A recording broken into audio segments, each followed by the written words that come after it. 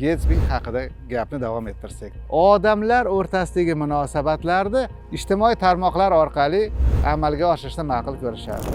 O'zini sitatasini qo'yadi, suratini qo'yadi va kuzatib turadi. Eng qizig'i, o'sha adresat kimga yo'naltirilgan bo'lsa, ko'rgandan keyin yo olib tashlaydi, yo natijasini kutadi.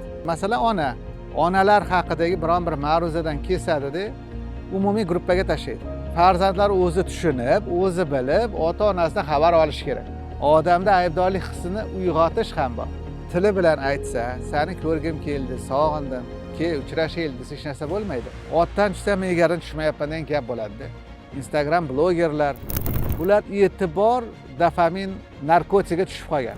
Shu yo'l bilan ham o'zini ko'rsatish, ham kayf qilish, ham pul topish yo'liga o'tib olgandan keyin farzandlarini ham shu narkotikka o'tirg'izishni boshlayapti. Bola nigoh orqali onasi bilan bog'lanishi kerak. Esi kiryaptiki, mana bu telefonning kamerasi bilan uning onasi ona emas, qorni to'yg'izadigan xizmatkor bo'ldi. Endi bu farzandlar asirdir. Bu yashashni o'rganayotgan xonimchalar bolalarini qulga aylantiryapti. Faqatgina bu qul kameraning ortidagi qullik.